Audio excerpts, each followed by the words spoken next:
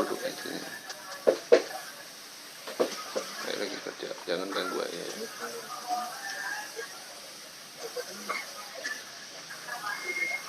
Sejarah.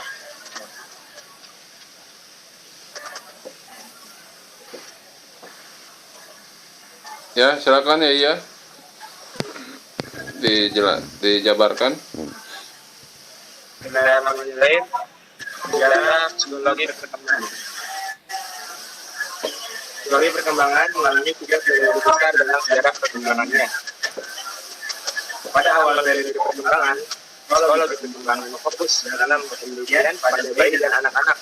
Periode ini terjadi pada tahun 1994 sampai 1904. Anak-anak merupakan objek penelitian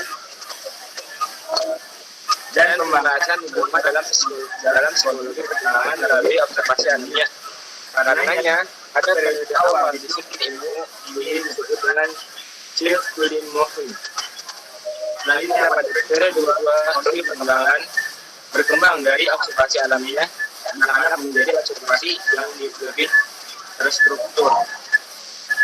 Pada periode kedua yang berlangsung pada tahun 1917 sampai 1990, di mana observasi terhadap anak-anak tidak menerima pelajaran dan ilmu psikometri dan telah dibuat standar atau norma perkembangan anak secara umum. Dan lagi sejak 1990 sampai dengan sekarang, merupakan terjadi semakin luasnya area psikologi perkembangan yang dikaji pada periode ini. Lifespan perspektif mulai masuk dalam psikologi perkembangan di mana perkembangan tidak hanya dikaji dari mulai sampai dewasa, namun perkembangan dikaji sampai lanjut bahkan kematian. Teman-teman, psikologi perkembangan secara ilmiah.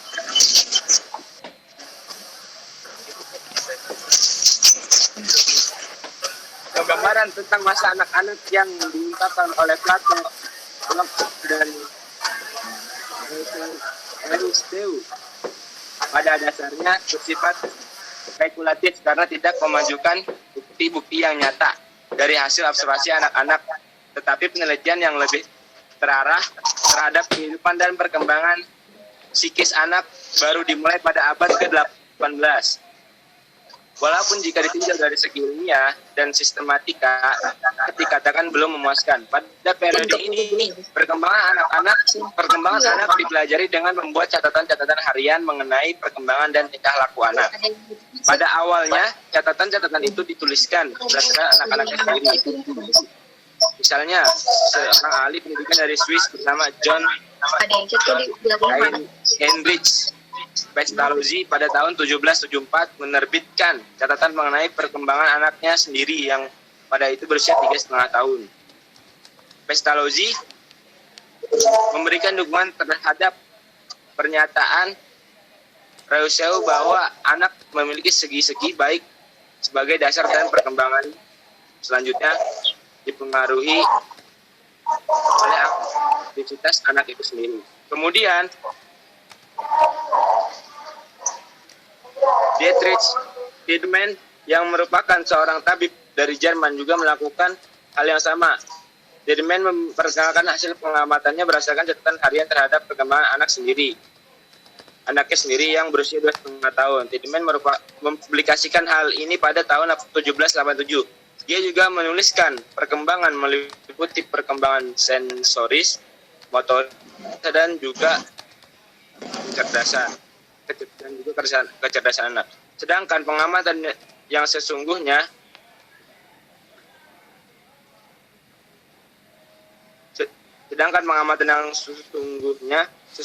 terhadap perkembangan anak melalui observasi secara langsung baru dimulai pada abad ke-19 dengan tokoh yang cukup berpengaruh yaitu Charles Darwin dan Wilhelm Wundt. Darwin mengungkapkan bahwa catatan harian tidak memiliki nilai ilmiah yang kuat sebagai data, namun merupakan titik awal untuk mendapatkan studi yang lebih sistematis. Darwin mengungkapkan bahwa perkembangan sebagai pembukaan dari kemampuan atau ciri khusus yang sudah terprogram sejak lahir secara genetik. Bahkan Darwin juga mengembangkan risetnya pada psikologi pengembangan biologi saraf. Sementara pengaruh Wilhelm Wundt yang merupakan pelopor disiplin ilmu yang berdiri sendiri, hal ini ditandai dengan dibuatnya laboratorium psikologi pertama di Leipzig pada tahun 1879. Dia memiliki harapan baru pada penelitian psikologi dengan membuat persyaratan yang harus dipenuhi oleh sebuah penelitian. Munculnya studi psikologi pengembangan modern.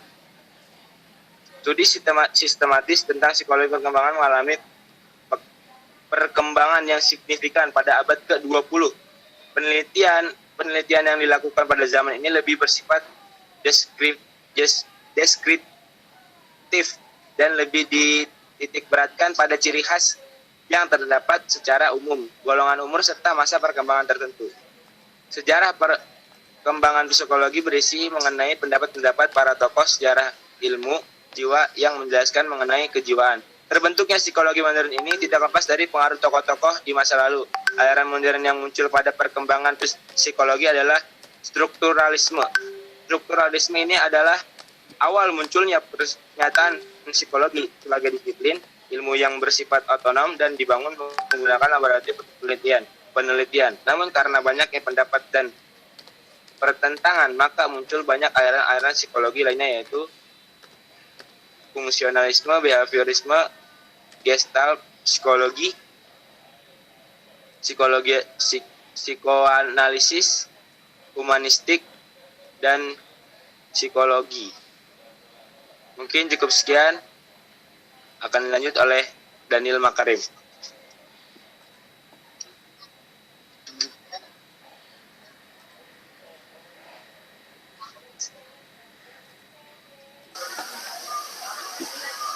Baik, selanjutnya faktor-faktor yang mendukung psikologi perkembangan. Faktor-faktor yang mendukung psikologi perkembangan ada 7.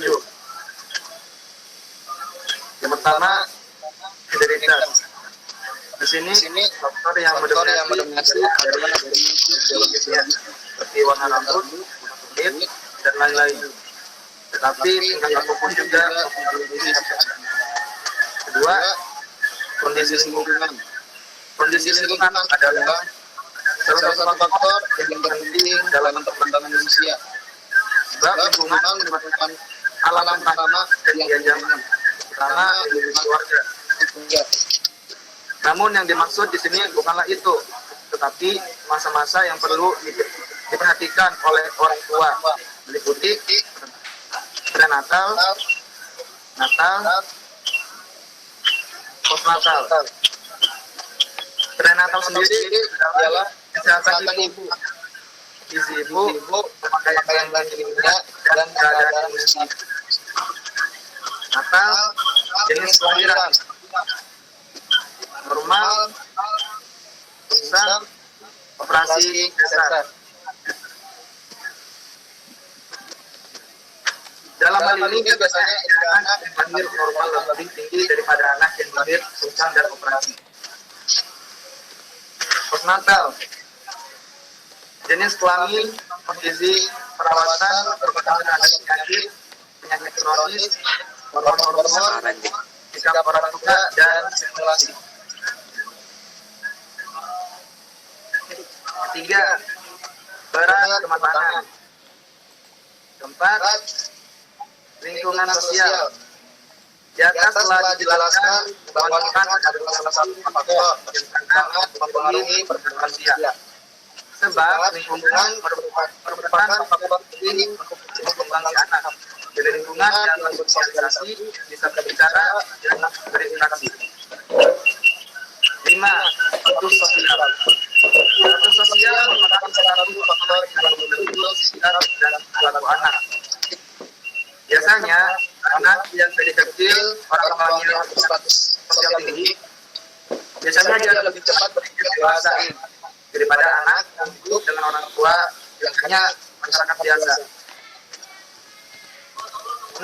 Budaya, ras, dan etnis. Sebenarnya, budaya, ras, dan etnis telah tercakup dalam lingkungan sosial. Sebab budaya, ras, dan etnis ada dalam lingkungan sosial. 7. Konteks sejarah. Konteks sejarah di sini merupakan suatu kejadian yang pernah dialami yang mampu mengunggah atau mengunggah kesaksian bisa berdampak negatif, bisa juga berdampak positif.